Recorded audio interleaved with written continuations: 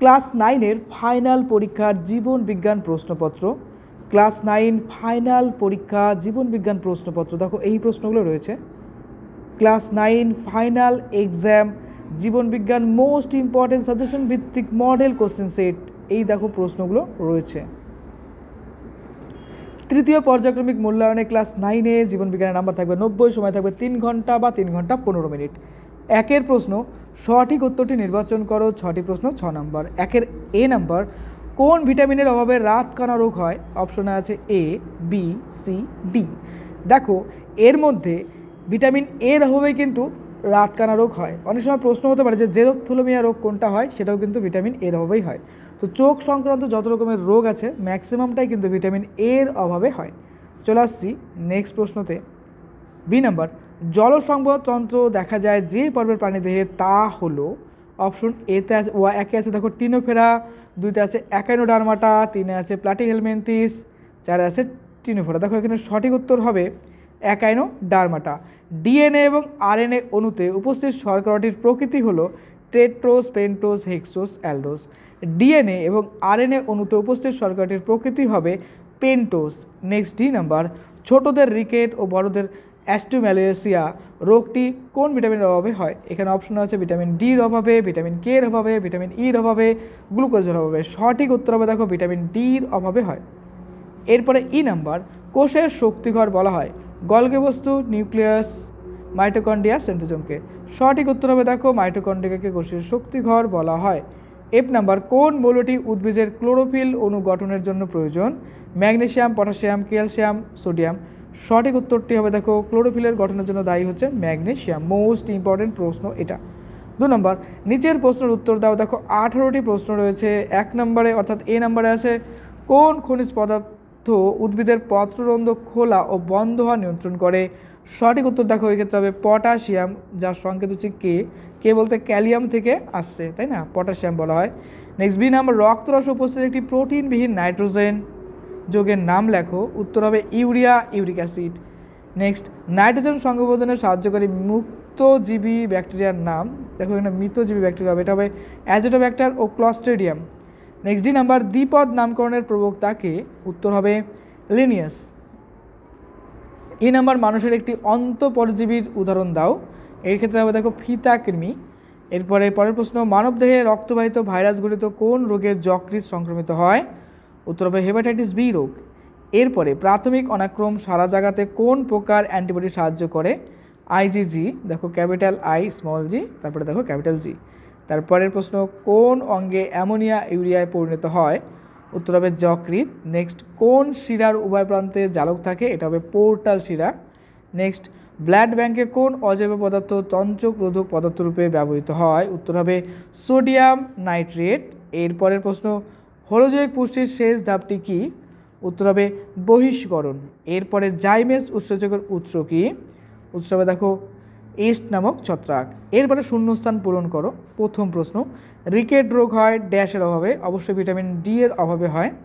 এরপরে B number, dash chlorophyll জলের আয়নীকরণ ঘটায়? এক্ষেত্রে উত্তর হবে দেখো সক্রিয়। নেক্সট, আয়োডিনের অভাবে ড্যাশ রোগ হয়? গলগণ্ড রোগ হয়। নেক্সট ডি নাম্বার, ইরেপসিন উৎসেচকের ক্রিয়ায় ড্যাশ অ্যামিনো অ্যাসিডে পরিণত হয়? উত্তর হবে দেখো পেপটাইড। ই নাম্বার, জলের তলদেশে বসবাস করে যেসব প্রাণী তাদেরকে কি বলে? তাদেরকে বলা হয় বেনথস। নেক্সট প্রশ্ন, অ্যানাবিনা এক প্রকার ড্যাশ? এটা হবে নীলাভ সবুজ শৈবাল। সত্য মিথ্যা নির্বাচন করো। 6টি প্রশ্ন। 6 নম্বর, প্রথম প্রশ্ন, পেস্ট দমনে ব্যাকটেরিয়ার ভূমিকা আছে? এটা হবে সত্য। ডিপিটি ভ্যাকসিন ট্রিপল অ্যান্টিজেন বলে ডিপিটিকে? দেখো এক্ষেত্রে সঠিক উত্তর হবে এটা সত্যই হবে। ফ্লোয়েম মৃত অংশের নাম হলো ফ্লোয়েম তন্তু, এটাও সত্য হবে। নেক্সট, চিংড়ির রেচনাঙ্গ হলো সবুজ গ্রন্থি, এটাও সত্য। নেক্সট, মানুষের স্থায়ী দাঁত 4 প্রকার, একে হেমোডন্ট বলে? এটা মিথ্যা, কারণ একে হেটারোডন্ট বলা হয়। কি বলা হয়? হেট্রোডন্ট বলা হয়। নেক্সট, অ্যাসিডিক অ্যাসিড থেকে ভিনিগার তৈরি হয়? এটা সত্য হবে।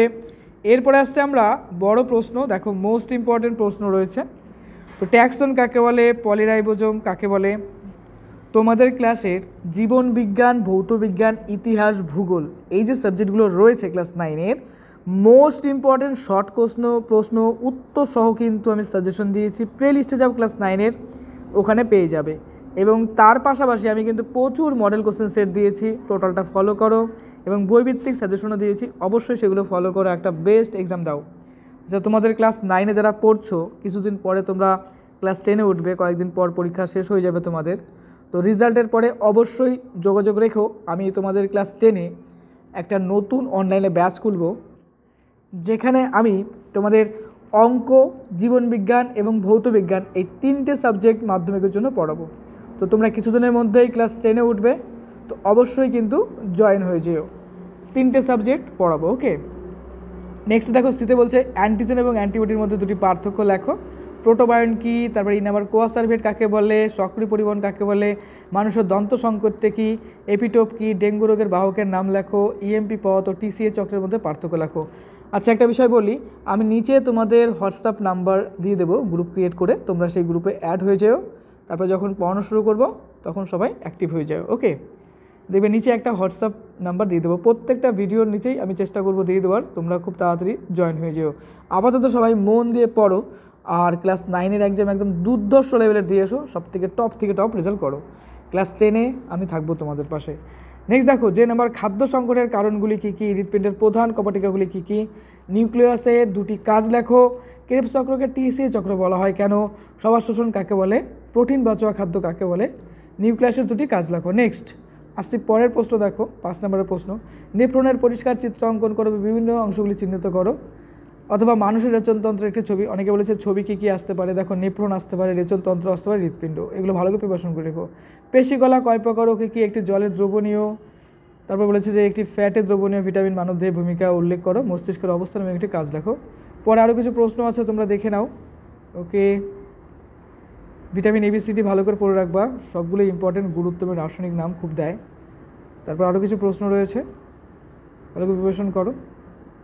আর ক্লাস 10-এ তোমাদের সাথে দেখা হচ্ছে, নতুন ক্লাস, নতুন করে পড়াশোনা শুরু হবে। তো ক্লাস 9-এর যেগুলো এক্সাম বাকি আছে পড়ো এবং বেস্ট থেকে বেস্ট রেজাল্ট করার চেষ্টা করো, okay. Best of luck for your best exam.